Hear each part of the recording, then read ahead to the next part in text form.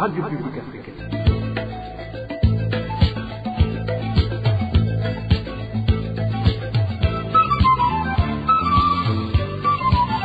Radio Publique Africaine.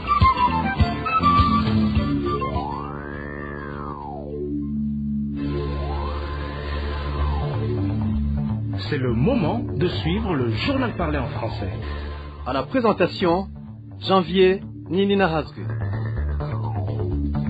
Mardi 28 octobre l'an 2025, bonsoir ou encore bonjour et bienvenue chers auditeurs au journal de la radio publique africaine parlée en langue française. Comme principales articulations,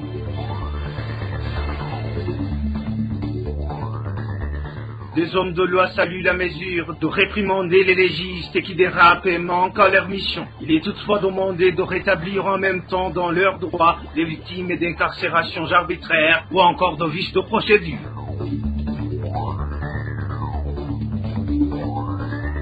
L'hygiène laisse à désirer dans les parages du grand marché de la ville de Gitega, la capitale politique. Les habitants de la localité craignent les maladies liées à l'insalubrité, surtout au choléra qui sème actuellement de la panique dans les ménages.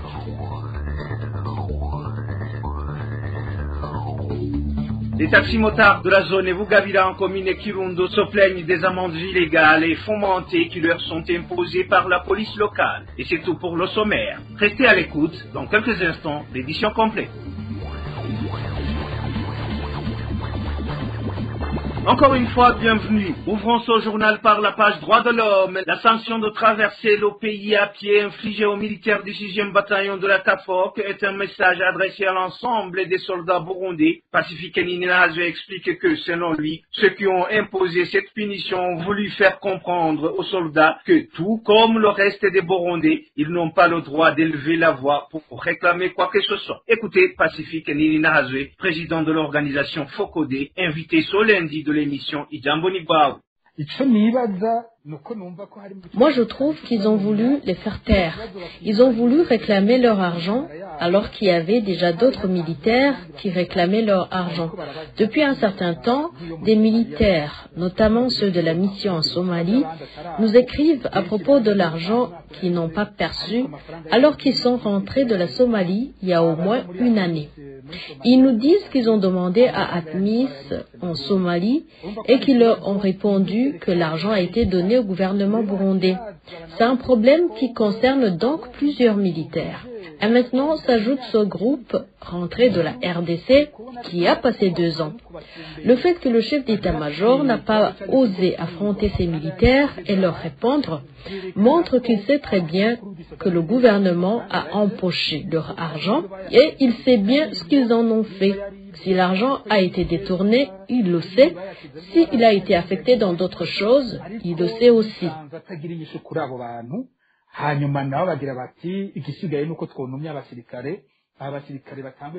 Donc, ils se sont dit, faisons taire ces militaires qui commencent à hausser leur voix pour revendiquer leur argent. Ainsi, le reste verra que personne n'est autorisé à demander quoi que ce soit. C'est une grande humiliation. La sanction affecte la fierté qu'avaient d'habitude les militaires. Traiter un officier du rang de major de la sorte, que reste de la fierté des militaires? Des années antérieures, un major n'était pas n'importe qui. On les voyait faire des coups d'État, devenir président de la République. Et le traiter ainsi, juste parce qu'il ose réclamer son salaire, la population le voit marcher avec des chaussures des civils sous la tenue militaire, avec son agent de transmission en babouche, tout passant les prenant en photo. Il n'y a pas plus humiliant pour un militaire. Pour moi, ils ont voulu les humilier, leur rappeler que les militaires ne garderont pas seuls la liberté de s'exprimer au Burundi.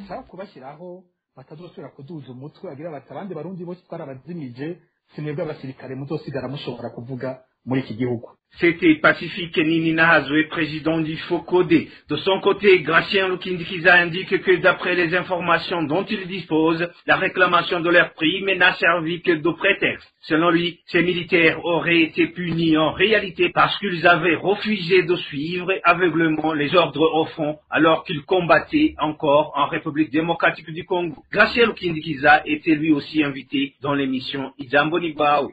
yashatse guha ubutumwa abasirikare abo bakiri mu gisirikare hanyuma cyane cyane yashatse guha. Ils ont voulu donner un message aux militaires en fonction et surtout ceux au champ de bataille en RDC.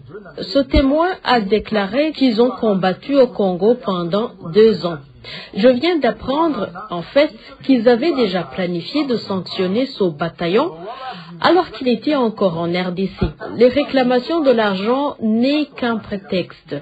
Ils ont été surtout sanctionnés pour les batailles au Congo, notamment car ils auraient manqué de vigueur au combat.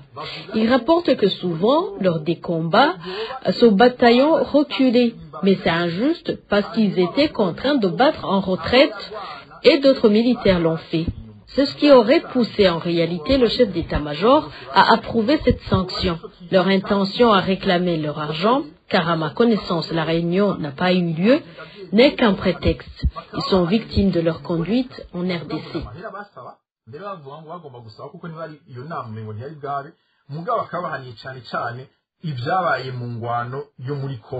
C'était Gratien Lukindikiza, ancien officier de l'armée burundaise. Depuis jeudi dernier, ces soldats condamnés à parcourir le Burundi à pied se trouvent à Kinyinya, à Ruyigi. Ils font savoir que leur supérieur semble avoir sursis à la sanction depuis qu'elle a été connue du public. Mais à Kinyinya, tous ne sont pas encore arrivés. Des 5 à 6 militaires partis du camp de Muzinda, certains manquent toujours à l'appel. Personne ne sait s'ils seraient encore en route, encore moins leur situation actuelle. En justice, c'est la mesure du ministre de la Justice et de la suspension de 2 procureurs de la République accusés d'abus de pouvoir et violation délibérée de règles de procédure et salutaire, estime maître Félix Niyomuru. Toutefois, ce juriste aimerait que son ministre redore l'image de son ministère et celui du pays en libérant des milliers de prisonniers arbitrairement incarcérés. Suivez maître Félix Niyomuru. Nous saluons le courage et la détermination du nouveau ministre de la Justice, Artemo Katihabwa,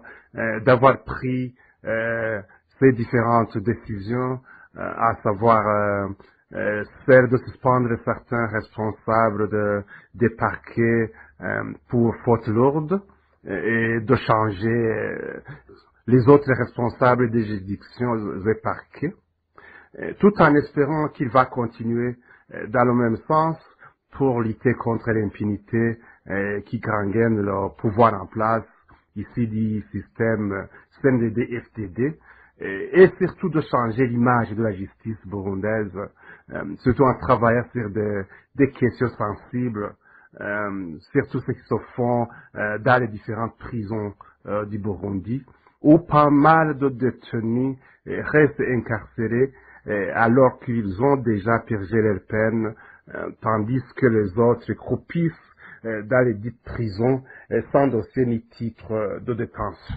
Et ici, à titre d'exemple, on peut citer le cas d'un certain Dieudonné de Shimagize, alias Gangi, un colonel de l'armée burundaise, qui avait déjà purgé une peine depuis le 21 novembre 2021, mais malheureusement qui loge jusqu'à présent dans la prison de Bubanza. Nous demandons alors, avec insistance bien sûr, à son ministre d'avoir aussi le courage d'ordonner la libération immédiate et sans condition de ces détenus illégalement et arbitrairement emprisonnés, un geste qui pourrait changer l'image de notre pays sur le plan international. C'était là maître Félix Niyomuru. En moins de 2 semaines, 2 procureurs de la République ont été temporairement suspendus. Il s'agit de Patrice Niyonzima, procureur de la République en province Bujumbura, et Jean-Marie Ndihokubwayo, procureur de la République d'Omuha. Le président du tribunal de grande instance de Bubanza, ainsi que le président du tribunal de travail de Bujumbura, ont également été remplacés à titre transitoire. Une courte pause et puis nous poursuivons avec cette édition. Les habitants qui demandent les documents de voyage en commune Muyinga de la province Butanyerera déplorent le fait que leurs documents ne soient plus disponibles à temps voulu. Ils demandent à la PAF de faire le tout possible car ils enregistrent de lourdes pertes. C'est un reportage signé Elvis Nyomunge. Ces habitants demandaient des documents de voyage en commune Muyinga, disent qu'il y a parmi eux ceux qui ont fait les demandes depuis le mois de mai, mais jusqu'à présent, ils attendent toujours. Il y a des habitants qui avaient déposé leurs documents depuis le mois de mai, mais jusqu'aujourd'hui, en mois d'octobre, ils n'ont pas encore vu leurs documents, même ceux qui ont déposé en mois de juillet, août, vous comprenez que les pertes sont énormes. Ces habitants déplorent aussi que, parmi les raisons de ce retard, figure le non-fonctionnement d'une des machines utilisées par le PAF et ils se demandent pourquoi ils ne le remplacent pas pendant tout ce temps et demandent à l'État de suivre de près les travaux de la PAF. Votre voyage se ralentit si le document de voyage n'est pas disponible. Nous demandons à l'État de nous donner ces documents car nous avons payé pour ces documents. La première fois, on nous a dit qu'il y a une machine qui ne fonctionne pas. Il y a 2 mois, mais jusqu'aujourd'hui, nos documents sont toujours indisponibles. Nous ne savons pas si cette seule machine qui travaille pour tout le pays ou s'il n'y a pas d'autres machines. La rédaction de la RPA n'a pas encore pu joindre le directeur général de la PAF, Maurice Mbonima, pour recueillir sa réaction. Merci à Elvis Niomungere. Et certains fonctionnaires de différentes localités du pays ont été choqués par la mesure qui dit qu'un fonctionnaire en mission de travail sur une distance ne dépassant pas 50 km ne bénéficiera plus de frais d'omission. Selon eux, cette décision vient en défaveur de l'employé et demande qu'elle soit levée car elle disqualifie les petits fonctionnaires. Suivez plutôt ces fonctionnaires qui se sont confiés à la RPA. On dirait que l'État n'a encore pas besoin de sa population, plutôt qu'il a besoin de se satisfaire lui-même. Donc, c'est très honteux de cette décision. Savez-vous que le salaire des fonctionnaires est très minime, de façon qu'ils ne puissent pas se déplacer eux-mêmes, se prendre en charge à leurs besoins. Donc, quand il s'agit de missions nécessitaires de déplacement, eux-mêmes se prendre en charge, surtout pendant le déjeuner. Donc, nous demandons alors à l'État de voir cette décision pour le bien de leurs fonctionnaires. En plus, le Conseil des ministres, ils doivent y facturer des frais d'omission. On ne comprend pas alors comment ils osent dire que les fonctionnaires et aussi ne recevront pas de ces frais d'omission. Donc, l'État doit pouvoir baser sur la santé de leurs fonctionnaires. Cette mesure n'arrange pas les gens. Je ne même pas le service. Parce que si on peut réaliser une mission à moins de 50 km, et il a fait toute la journée. Parce que tu ne veux pas manger, tu ne veux pas boire. Il n'y a pas d'autres besoins. Alors, si tous ces besoins sont là et qu'on te prive de cette offre de mission, comment tu vas réaliser ta mission? Comment tu vas faire ton service là-bas? Donc, je pense que pour le bien du service, il faut revoir la mesure. Je ne veux pas dire qu'il faut revoir la mesure pour le bien-être du personnel. Parce qu'on n'a pas tenu compte de ça. Mais comme on tient compte du service, moi aussi je parle du côté du service pour que si vraiment tu es en mission, on pourra bien réaliser la mission, faire bien le service, nous disons cela au moins. Et cette décision du gouvernement qui prise les frais de mission aux fonctionnaires qui seront déplacés à moins de 50 km sans mission de travail, on se demande si ce fonctionnaire n'aura pas besoin de se restaurer de réaliser cette mission. Est-ce que ce fonctionnaire en mission n'aura pas besoin de se restaurer? Quel sera le résultat des missions réalisées dans ces conditions? Le gouvernement devrait revoir cette décision qui sera lourde de conséquences. Nous avons été président des ministres qui a en mission de travail à moins de 50 kg ne bénéficieront pas des frais de mission. Alors qu'il arrive qu'on peut passer toute la journée au travail, alors qu'on a besoin de quelque chose à manger, malgré que la vie est actuellement difficile, parce que presque dans la majorité des familles, mangent une seule fois ou 2 fois seulement par jour à cause de la vie qui est très chère. Cette décision est terrible. Des ministres ou d'autres fonctionnaires, ils ont des moyens, ils sont mieux payés, ils ont des avantages particuliers, donc cette décision est totalement injuste. Les conducteurs de mototaxi de la zone Nevugaluira commune Kirundo dans la province de Butanyerera se plaignent du fait que la police les maltraite parfois en leur infligeant des amendes pour des infractions qu'ils n'ont pas commises, tout en leur remettant des quittances mentionnant des lieux où ils n'ont pas commis ces infractions. Ils affirment que cette situation provoque souvent des conflits entre eux et leurs employeurs. Ces conducteurs demandent ainsi que ces pratiques cessent et que les sanctions soient appliquées conformément à la loi. Les détails avec Hervé Niyouhir.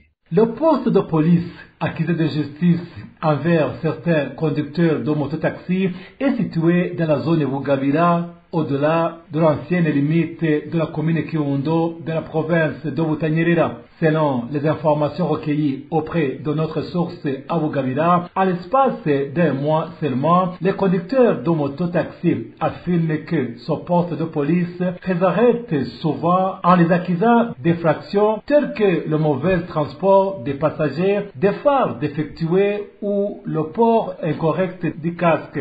Ces accusations donnent lieu à des amendes accompagnées de quittances mentionnant des lieux où ces conducteurs ne travaillent pourtant pas. Que ces pratiques se produisent sur la route asphaltée menant à Busoni, ce qui suscite l'inquiétude parmi les conducteurs car ils estiment que les agissements de cette police ne respectent pas la loi. Actuellement, ces situations provoquent des tensions entre les conducteurs et leurs employés. Ils demandent aux chefs de zone d'intervenir pour mettre fin à ce comportement inapproprié de la police afin d'éviter que cela ne perturbe la sécurité publique. La rédaction de la RPA n'a pas encore pu joindre Ildefonse Misago, le chef de zone de Bugabira, pour s'exprimer à ce sujet. Page société à présent, les habitants qui fréquentent le restaurant situé près du grand marché de Gitega dans cette même province sont profondément préoccupés par le manque d'hygiène qui y règne. Ils estiment qu'ils risquent de contracter des maladies liées à l'insalubrité. La cause principale en serait le manque d'eau potable. Balthazar Mivuro nous en dit plus.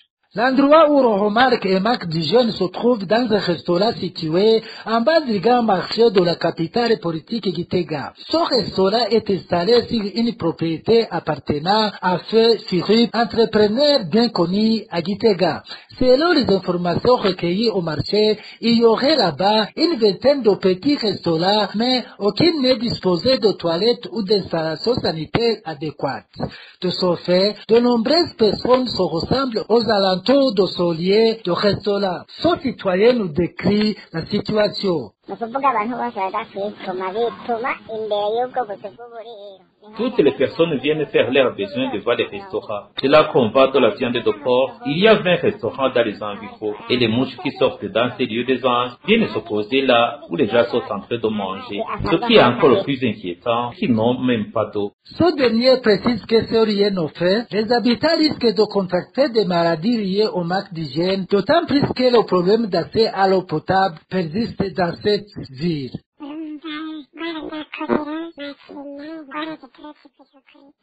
Ces maladies comme le choléra peuvent nous frapper à tout moment. En plus, nous n'avons pas d'eau potable. Nous utilisons l'eau du ruisseau. Je comprends donc que nous sommes vraiment en difficulté. Toujours à Gitega, pour se procurer de l'eau potable, les habitants doivent acheter un bidon de verre entre 2000 et 3000 francs burundais selon les quartiers. La rédaction de la RPA tentait de joindre Jacques Ndouimana, administrateur de la commune Gitega, mais en vain.